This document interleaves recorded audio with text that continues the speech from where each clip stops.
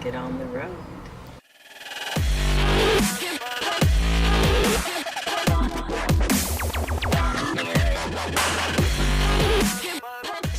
Hey everyone, so we're going to go ahead and get started. We're going to put the pattern fold edge, which is marked on here, on the two folds of your fabric like this. You're going to take your 1 yard of fabric and fold it in half, and it should look like this. Two folds on top of each other and the 4 raw edges on top.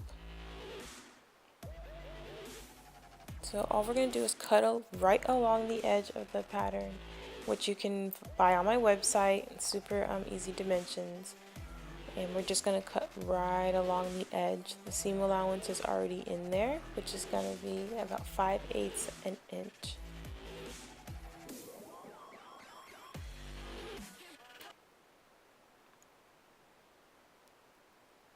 Yeah, and if you want to do this yourself, I can provide some of the products for you to help you out.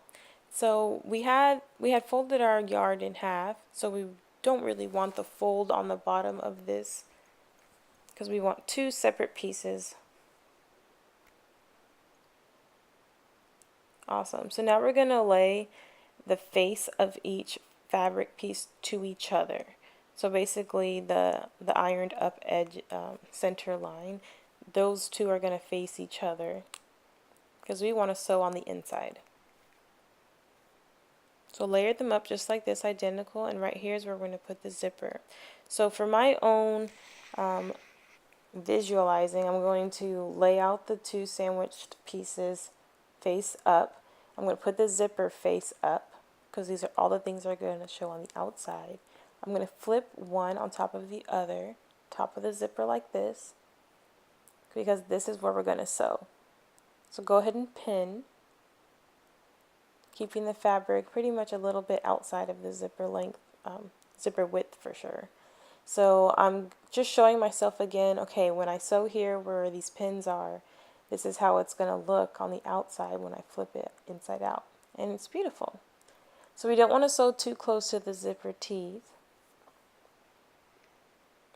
And we want to check that so far the zipper can work, can function where the pins are right now. So being careful of this little metal piece, you're going to pull your fabric and your zipper all pinned up under your machine. Put the presser foot down, put the needle down, and get going. Now, I know this is a regular presser foot, and ideally you're going to want a zipper presser foot for your zippers. It's a lot easier and cleaner. But I really want to emphasize to everyone what kind of magic you can make with very minimal supplies. So I'm going to show you, this is where the teeth are right here, and I'm just feeling that with my fingers and guiding it right to the side of this presser foot. And honestly, it works just fine. So with this kind of loose, slinky fabric, it's a very wide weave, and it will create all this excess volume as you go further and further down. So we're going to even this out, this rippling out, ever so slightly every time you push the fabric through, and it'll even out eventually. Now to move this presser head, you're going to put your needle down, you're going to put your presser foot up, and then you're going to flip it under and push that presser foot out of the way. It still might be a little difficult, like it is for me right now, but let's get through it. To continue, you're going to put your presser foot down and keep sewing. Now at the end, you're going to back stitch, which means just go backwards a few stitches before you release everything. You'll finish your stitch, which means keep turning your machine knob until it's very easy to pull out. Now, this is how we want it to look. It's one seam on this inside. You can see the zipper attached to the fabric. And we're going to go ahead and check our zipper again. Again, I have been there with my project all done, and my zipper didn't work at the end. So that really sucks. So now we're going to either enclose this edge, normally to make it nice and strong, make sure it doesn't fray. But what I think I want to do is a top stitch, a stitch right along this line here, I think it'll look really nice and it'll add some security also. Again, this is not a proper zipper presser foot, but I want to go ahead and do it anyway. I think a lot of beginners don't know what that is. I think, different presser foots are for different levels of sewing abilities. So I really want to show what you can do with one presser foot here. Now you're going to keep going along using your hands to guide the machine nice and even still over the teeth. And we're going to go a little bit past the metal ending of the zipper, just like this, before we backstitch to finish. You're going to clip your edges, your ends, and this is what it should look like. Go ahead and test that one more time. Okay, so now face to face, add the second piece of fabric. So all the things that are going to be in the outside are touching each other right now as if it was inside out. And here's a trick. Because this fabric is very, very slinky, I want to go ahead and for sure landmark the pinpoints now that I know how slinky it was. So I'm going to do a couple pins on the right, measure exactly where I want it to end up on the left, and then pin. Measure the middle to match the other middle of the first layer, and then fill in all this excess fabric on the inside. That way it's at least even and I shouldn't have as much trouble. Okay, now go to the machine and do your thing using your fingers to guide where the teeth are on the zipper still.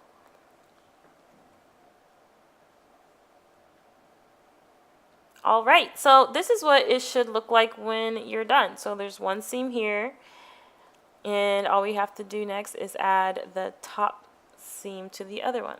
2 here, 1 there. Let's add the second to the other side. Literally flip it over and sew right on top, face up in the machine, just like the other one. If it makes it easier, press down, iron down the edge first.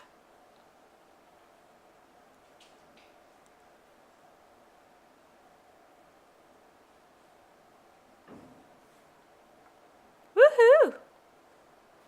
Again, use your hands to guide it through evenly. So go ahead and iron down your seams, but definitely use a pressing cloth, a good one, a thick one, to start out, because you don't want to melt your zipper at this point, but it does need to be ironed.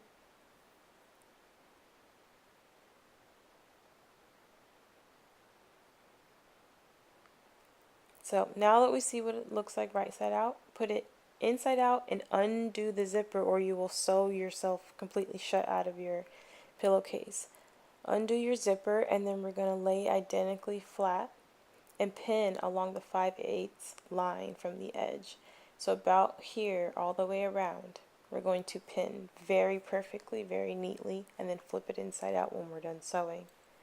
These are what the pins look like. The 2 layers of fabric should be completely identical, ideally.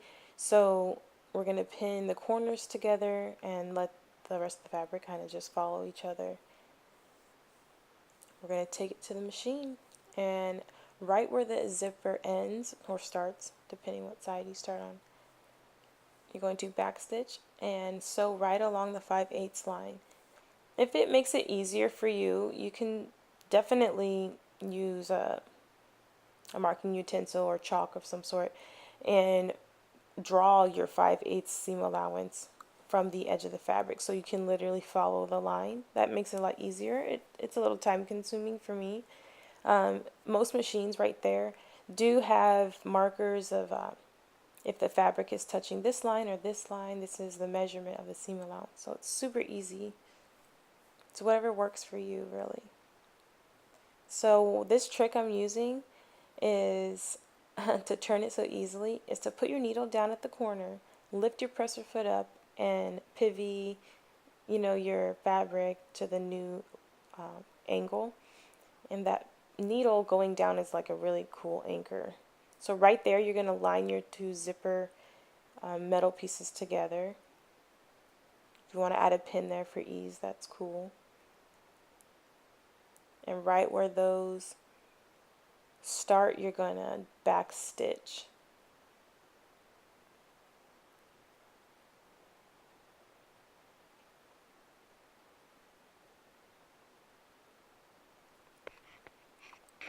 Now you have to clip your curves and you have to clip your corners right here. The pillow will not take its shape if you do not do this step. Please, please, please don't skip this step. Thank you. So now we're going to flip it inside out and we're going to see the shape it's going to make. And when we flip it inside out, we really need to exaggerate the points. Every single corner needs to be really pushed, almost like you're trying to push through the corner.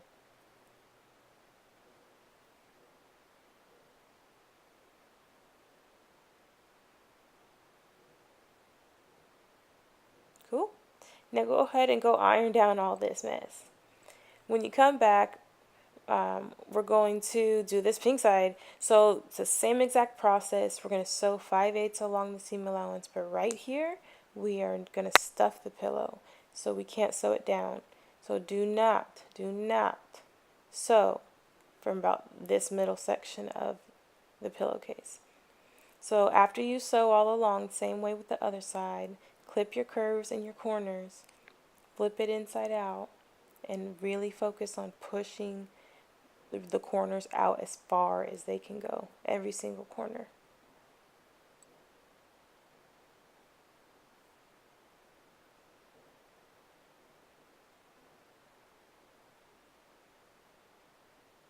Cool beans. Now press down all of this. Once we start stuffing the pillow, again, it's all about the corners. So push the stuffing into the corners, really focus on feeding them as much stuffing as possible. They're going to be really flabby if you don't.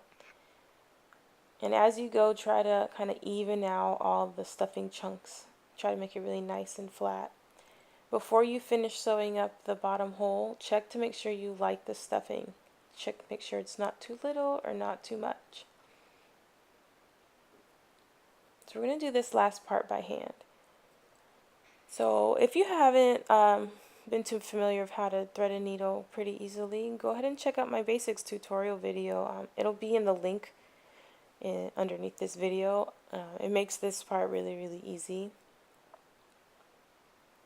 It's like a one-handed knot my grandma taught me. It's awesome.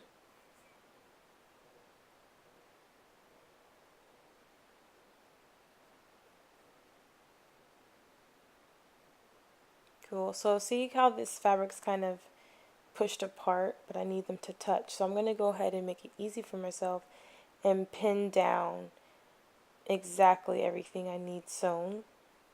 This is really important because you don't want to do hand sewing while you're holding something, like while you're holding the tension together.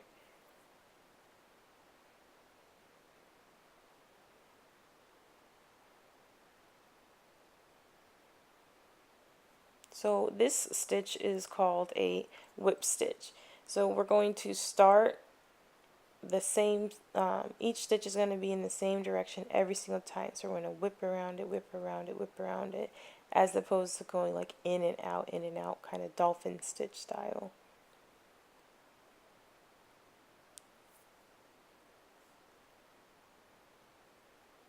You know, the closer and tighter is kind of closer to what a machine would look like.